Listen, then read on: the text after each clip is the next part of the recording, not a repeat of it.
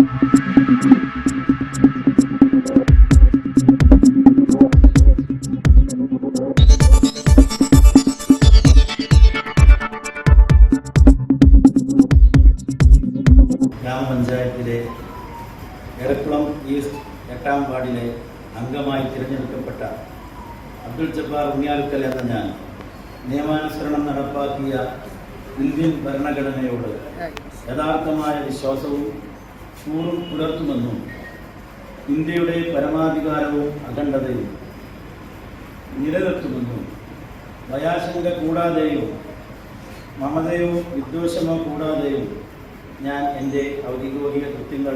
ജബ്ബാർ സത്യപ്രതിജ്ഞ ചെയ്തു.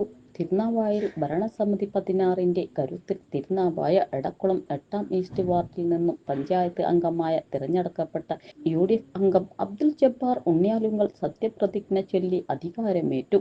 260 വോട്ടിന്റെ ഭൂരിപക്ഷത്തിന് SDPI നേതാവ് NP ഷെരീഫിനെ തോൽപ്പിച്ചാണ് ജബ്ബാർ പഞ്ചായത്ത് അംഗമായത്. എല്ലാവരുടെയും കണക്കുകൂട്ടലുകൾ തെറ്റിച്ച് 260 വോട്ടിന്റെ ഭൂരിപക്ഷം നേടിയാണ് UDF സ്ഥാനാർത്ഥിയായ അബ്ദുൽ ജബ്ബാർ ഉണ്ണിയാലുങ്കൽ തകർപ്പൻ ജയം നേടിയത്.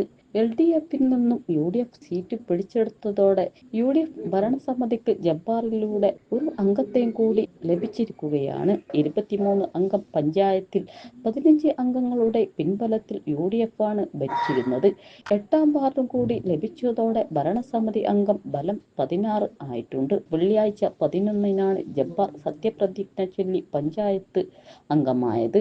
പഞ്ചായത്ത് പ്രസിഡന്റ് ഖദീജ ആയപ്പള്ളി സത്യവാചകം ചൊല്ലി കൊടുത്തു. മുസ്ലിം ലീഗ് ദേശീയ assistant secretary MP Muhammad Koya, panchayat vice president KT Musthafa, panchayat മുൻ പ്രസിഡന്റ് CC കുഞ്ഞു, മുൻ വൈസ് പ്രസിഡന്റ് വട്ടും ഷെരീഫ് ഹാജി, പഞ്ചായത്ത് അംഗങ്ങളായ നാസർ ആയപ്പള്ളി, ഹാരിസ് പറമ്പിൽ, EP മൊയ്തീൻകുട്ടി, UDF തെരഞ്ഞെടുപ്പ് committee chairman CP Nasar, convener CP Hameed, assistant secretary Sanil Kumar, panchayat League vice president Shamsuddeen Ayappalla, മണ്ഡലം കോൺഗ്രസ് പ്രസിഡന്റ് മുളക്കൽ മുഹമ്മദ് അലി, പഞ്ചായത്ത് വികസന സ്ഥിരം സമിതി അധ്യക്ഷൻ സീനത്ത് ജമാൽ പ്രസംഗിച്ചു. News desk multimedia news.